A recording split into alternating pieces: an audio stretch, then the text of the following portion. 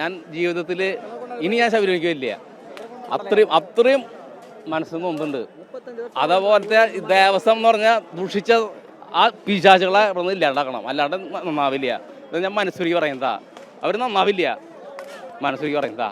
ഈ കേട്ടത് ശബരിമലയിൽ നെഞ്ചുരുകി 18-ാം പടി ചവിട്ടി നെയ്വിളക്കും നെയ്ത്തേങ്ങയും ഒക്കെ തന്നെ നേർച്ചയായി അയ്യപ്പനെ കാണാനെത്തിയ ഒരു അയ്യപ്പ ഭക്തന്റെ വിശ്വാസം തകർന്നതിന്റെ, ഒരു അയ്യപ്പ ഭക്തന്റെ നിലവിളി, നെഞ്ചുപൊട്ടിയുള്ള കരച്ചിലാണ് നിങ്ങൾ ഈ കേട്ടത്. ശബരിമലയിൽ എത്തുന്ന ഓരോ അയ്യപ്പ ഭക്തന്മാരും ഇതുവരെയും അനുഭവിച്ചിട്ടില്ലാത്ത തരത്തിലുള്ള വേദനയും ദുഃഖവും ദുരിതവുമാണ് ഇപ്പോൾ അനുഭവിച്ചുകൊണ്ടിരിക്കുന്നത്. ശബരിമലയിലെ വിശ്വാസങ്ങൾ, ആ ദൈവ ചൈതന്യം പോലെ എല്ലാവർക്കും തോന്നിക്കുന്ന ആ ഒരു അമൂല്യ അനുഭവം എല്ലാം തന്നെ അപ്പാടെ നശിച്ചു പോകുന്ന ഒരു സാഹചര്യത്തിലേക്ക് കാര്യങ്ങൾ എത്തി നിൽക്കുന്നു. ഇഞ്ചപ്പരിവമായി അല്ലാതെ അയ്യന്റെ മുന്നിലേക്ക് എത്താൻ പറ്റാത്ത വിധത്തിലാണ് കാര്യങ്ങൾ. അതായത് ആ ക്യൂ എന്ന് പറയുന്നത് തന്നെ ഒരു മെഷീൻ പോലെയാണ്. ഈ ജനങ്ങളെ അതിലേക്ക് കയറ്റി ചവിട്ടി ചമ്മന്തിയാക്കി അരച്ച് ഇഞ്ചപ്പരിവമാക്കി നേരെ 18-ാം പടിയിൽ കൊണ്ട് തള്ളുന്നു. അതായത് ഒരു മെഷീനിലൂടെ അകത്ത് കയറി പുറത്തിറങ്ങുമ്പോൾ ഒരു സാധാരണഗതിയിലുള്ള ഒരു പ്ലാസ്റ്റിക്കിനോ അല്ലെങ്കിൽ ഈ പറയുന്ന തന്നെ കരിമ്പിനോ ലഭിക്കുന്ന ഒരു പ്രതീതിയില്ലേ, കരിമ്പ് ജ്യൂസ് കിട്ടുന്ന ആ ഒരു രീതിയില്ലേ, അതേ രീതിയിൽ തന്നെയാണ് ഇപ്പോൾ ശബരിമലയിൽ സംഭവിച്ചുകൊണ്ടിരിക്കുന്നത്. കയ്യിൽ നിന്ന് കാര്യങ്ങൾ പോയി എന്ന് ദേവസ്വം പ്രസിഡന്റ് തന്നെ സമ്മതിച്ചു പോകുന്ന ചില സാഹചര്യങ്ങൾ ഉണ്ടാകുന്നു. നിക്കക്കള്ളി ഇല്ലാതെ ജനം നിലതെറ്റി പ്രതികരിക്കുന്ന സാഹചര്യങ്ങളാണ് ഇപ്പോൾ സംഭവിച്ചുകൊണ്ടിരിക്കുന്നത്. ആ പ്രതികരണങ്ങൾ ആദ്യം ഒന്ന് കേൾക്കാം. ഞങ്ങൾ രാത്രി 2 മണിക്ക് കയറാൻ നിൽക്കുന്ന ഈ പോലീസുകാർ കയറുന്ന കാണുന്നുണ്ട്. ഞങ്ങൾ മാറിയില്ല, നമ്മൾ പറഞ്ഞ അടിയാവും. ഈ പോലീസുകാർ യൂണിഫോം എടുക്കുന്നവർക്ക് പറയാൻ പാടില്ലേ, നമ്മുടെ ക്യൂ അനങ്ങൂല. പോലീസുകാർ പറയും ഞങ്ങൾക്ക് അറിയില്ല പറയും. ഞാൻ രാത്രി 1 മണിക്കൊന്ന് ക്യൂ നിൽക്കുക, 1 മണിക്ക് ക്യൂ നിൽക്കുന്നതാ. എത്ര പ്രാവശ്യം പോലീസുകാർ പറയുമോ ഞങ്ങളിങ്ങനെ ഇറക്കി കയറിക്കൊണ്ടിരിക്കുക. 12 മണിക്കൂർ ക്യൂലേക്ക് എടുത്താ എന്റെ ഇടയിൽ കൂടി ആൾക്കാർ കയറുമ്പോ പോലീസ് ഞങ്ങൾക്ക് പറ്റില്ല, രാജിവെച്ച് പോ. ഞങ്ങൾ പോയിട്ട് വേറെ ഇപ്പോഴും അടിയാ ഉറപ്പാ. പക്ഷെ പോലീസുകാർക്ക് പറയാൻ പറ്റും, അവർക്ക് മാറ്റാൻ പറ്റും. ഇത് മാറ്റുന്നില്ല. പറയുമ്പോ അവര് പറയും ഞങ്ങൾക്ക് അറിയില്ല, ഞങ്ങൾ എന്താണ് പറയും, അവരെ കേട്ടേ പറയും. എത്ര പ്രാവശ്യം പോയി പറഞ്ഞു പറയാമോ സാറേ നോക്കാം പുള്ളി പറയുമോ എനിക്ക് വയർലെസ് എനിക്ക് ടി വി ചെയ്യുന്നു. പിന്നെന്തൊരു കോപ്പയെ പുള്ളിക്കാൻ കൊടുത്തേക്കണേ. ഒരു പരിധി വിട്ട് കഴിയാണല്ലോ, ഭക്തജനങ്ങൾ പുറത്തേക്കിടെ ഇറക്കും. പിന്നെ ഒന്നും നോക്കിയിട്ട് യാതൊരു കാര്യമില്ല. சாமி இந்த குழந்தைய தூக்கிட்டு நான் மேலே வந்து சேர்றதுக்குள்ள என் குழந்தை வீடு போய் சேருமான்ற எனக்கு நிம்மதி இல்லாத போயிடுச்சு. அவ்வளோ கஷ்டமாயிருச்சு இந்த டைம். நான் வந்து இதுக்கு மேலே எப்படி வர்றதான யோசனையாக இருக்கு. See, children also facing so many problems. See, the police also not caring about the people, not giving the water also properly. What is this? At a mandal time so many people will come. After Makara Jyoti also so many people will come. But people are facing so many problems. They are not taking certain precautions to about the pilgrims. Why then? What is the government is doing? Never seen this issue from. We are coming for past 6 years. Never seen this issue. நேற்று சாயங்காலம் 5 மணிக்கு இருமுடி by எடுத்து தலையில் வச்சது பம்பையில். இன்னைக்கு சாயங்காலம் 5 மணி ஆயிடுச்சு. இப்போ தான் வந்தே சேர்ந்துருக்கோம். தண்ணி கிடையாது, பாத்ரூம் சுத்தமாக கிடையாது, போலீஸ்காரங்க சுத்தமாக மதிக்கதே கிடையாது. என்னமோ கடமைக்கு வேலை பார்க்குற மாதிரி பார்க்குறாங்க. ஒரு கரெக்டான ஒரு இதே கிடையாது. அவங்க ഭയങ്കര അപാരമായ തിരക്കാണ്. മകരവിളക്കിന് പോലും ഇത് ഇത്തരം തിരക്ക് ഉണ്ടായിട്ടില്ല. അപാരമായ ഭയങ്കര തിരക്കാണ്. No proper administration, worst management, worst this time, very worst. God is great but maintenance wrong. That's what they have to maintain perfectly. Thanks. English. Kannada Ayyappa ತುಂಬ ಒಳ್ಳೆಯದು. ಇಲ್ಲಿ ಮೇಂಟೆನೆನ್ಸ್ ತುಂಬ wrong. Police worst. Ayyappa Swami ತುಂಬ ಭಕ್ತಿಯಿಂದ ಎಲ್ಲ ಪೂಜಿಸುವಂತಹ ಒಂದು ದೇವರು. ಅಯ್ಯಪ್ಪ ಸ್ವಾಮಿ ದೇವರ ಮೇಲೆ ನಂಬಿಕೆ ಇದೆ. ಬಟ್ ಆದರೆ ಏನು ಮಾಡೋದು, ಪೊಲೀಸ್ ವ್ಯವಸ್ಥೆ ಸರಿ ಇಲ್ಲ. ಭಕ್ತಾದಿಗಳಿಗೆ ತುಂಬ ಅನಾನುಕೂಲ ಇದೆ. ದಯವಿಟ್ಟು ಅದೊಂದು ಬಗೆಹರಿಸಿಕೊಡ್ಬೇಕಾಗಿ ತಮ್ಮಲ್ಲಿ ವಿನಂತಿ. മാനേജ്മെന്റ് പൂര വേസ്റ്റ്. കർപ്പൂരത്തിൽ കൈയടിച്ച് സത്യം ചെയ്യാൻ ഞാൻ ഇനി മേലാൽ ശബരിമലയിലേക്ക് വരില്ല, എന്റെ അയ്യപ്പനാണ് സത്യം, ഞാൻ മേലാൽ ശബരിമലയിലേക്ക് വരില്ല എന്നാണ് ഭക്തന്മാർ നെഞ്ചുരുക്കി പ്രാർത്ഥിക്കുന്നത്.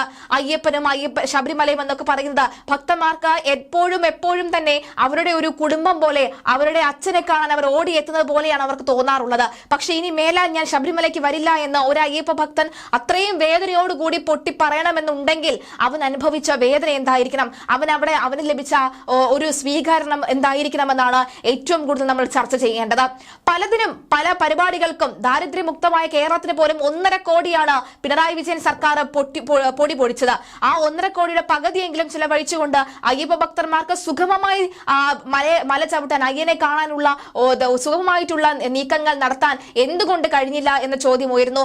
മാത്രമല്ല ജയകുമാർ എന്ന് പറയുന്ന അദ്ദേഹത്തിന്, അതിൽ ഈ നമ്മുടെ ഈ പ്രസിഡന്റിന്, ദേവസ്വം പ്രസിഡന്റ്, അദ്ദേഹത്തിന് കൃത്യമായി അറിയാം ശബരിമലയിൽ എന്തൊക്കെയായിരിക്കും സംഭവിക്കാൻ പോകുക എന്ന് കൃത്യമായി അറിയാം. നമുക്കറിയാം 16-ാം തീയതിയാണ് അദ്ദേഹം ചുമതലയേറ്റത്. 17-ാം തീയതി നട തുറന്ന് അയ്യപ്പന്മാർ എത്തുകയും ഒക്കെ ചെയ്തിരുന്നു.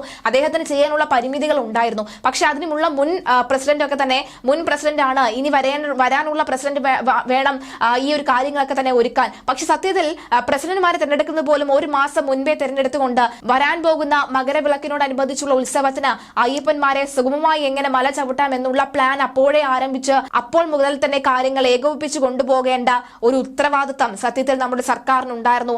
അത് അടപടലം പൊളിയുന്ന തരത്തിലാണ് കാര്യങ്ങൾ. ഇനി ഭക്തന്മാരുടെ നിയന്ത്രണം വിട്ടുകഴിഞ്ഞാൽ ഭക്തന്മാർ പോലീസെന്നോ NDRF എന്നോ അല്ലെങ്കിൽ മറ്റ് അംഗങ്ങളെന്നോ എന്നൊന്നും നോക്കില്ല. ഭക്തന്മാർ കേറി മേഞ്ഞ് അടിക്കുമെന്ന കാര്യത്തിൽ സംശയമില്ല. പിന്നെ ശബരിമല ഒരു കുരുതിക്കളമായി മാറുന്ന സാഹചര്യം ഉണ്ടാവുകയാണെങ്കിൽ സത്യത്തിൽ ഒരുപക്ഷെ ശബരിമലയിലേക്ക് ഇനി ആരും വരികയില്ല എന്ന് ഇപ്പോൾ പറയുന്നത് പോലെ തന്നെ അത് ചിലപ്പോൾ പ്രവർത്തിച്ചു കാണാം. അയ്യനെ കാണാൻ വേണ്ടി മാത്രമാണ് അവിടെ എത്തുന്നത്, അല്ലാതെ മറ്റ് കാര്യങ്ങൾക്കൊന്നുമല്ല. ഈ സർക്കാരിനെ വിശ്വസിക്കുന്നില്ല. ഇപ്പോൾ എല്ലാവരും മനസ്സിൽ വിചാരിക്കുന്നു കുഞ്ഞുങ്ങളെ ഇനി കൊണ്ടുവരേണ്ടതില്ല, മാളികപ്പുറത്ത് ഇനി കൊണ്ടുവരേണ്ടതില്ല എന്നൊക്കെ തന്നെ പലരും ശബ്ദം എടുത്തു പോകുന്നതാണ് നമുക്ക് കാണാൻ സാധിക്കുന്നത്. എന്തായാലും ഇന്നലെ ഉണ്ടായ തിക്കിനും തിരക്കിനും പിന്നാലെ സന്നിധാനത്ത് നിയന്ത്രണം കർശനമാക്കിയതോടുകൂടി തിരക്ക് നിയന്ത്രണ വിധേയമായി എന്നാണ് അറിയാൻ സാധിക്കുന്നത്.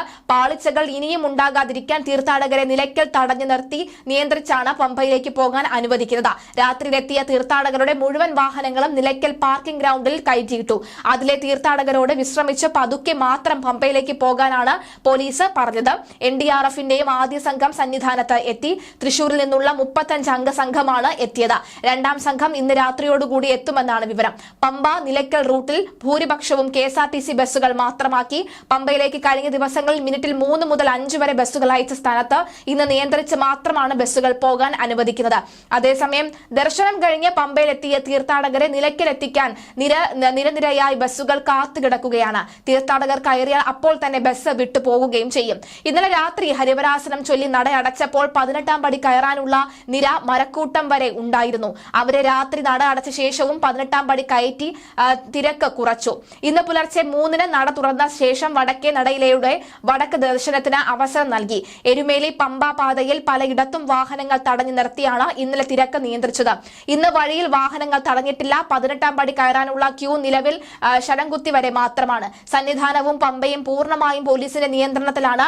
വഴിതെറ്റിച്ച് 18ാം പടിയിലേക്ക് പോകാൻ ആരെയും അനുവദിക്കുന്നില്ല എന്നാണ് മനസ്സിലാകുന്നത്. മുൻ ദേവസ്വം ബോർഡിനെ രൂക്ഷമായി വിമർശിച്ച Thiruvithamkoor Devaswom board president K Jayakumar മുന്നൊരുക്കങ്ങളിൽ വീഴ്ച സംഭവിച്ചുവെന്ന് സന്നിധാനത്തെ സ്ഥിതി ഭയാനകമാണെന്നും ജയകുമാർ പറയുന്നു. ഭക്തർക്ക് കുടിവെള്ളം കിട്ടുന്നില്ല എന്നത് വാസ്തവമാണ്. അടിസ്ഥാന സൗകര്യങ്ങൾ പോലും ഒരുക്കിയിട്ടില്ല. 4 മണിക്കൂർ കൂടുതൽ ക്യൂ നിൽക്കേണ്ടി വരുന്നത് ബുദ്ധിമുട്ടാക്കും. പ്രശ്നങ്ങൾ പരിഹരിക്കാൻ കേന്ദ്രസേനയുടെ സഹായം തേടുമെന്നും അദ്ദേഹം കൂട്ടിച്ചേർത്തു. വലിയ ഭക്തജന തിരക്കാണ് സന്നിധാനത്ത് അനുഭവപ്പെടുന്നത്. ബാരിക്കേഡ് മറികടന്നുകൊണ്ട് ഭക്തജനങ്ങൾ 18ാം പടിക്ക് താഴേക്കിറങ്ങുന്നത് വൻ അപകടമാണ് വിളിച്ചു വരുത്തുന്നത്. 18ാം പടിക്ക് സമീപം ആളുകൾ തിങ്ങി നിറഞ്ഞാണ് നിൽക്കുന്നത്.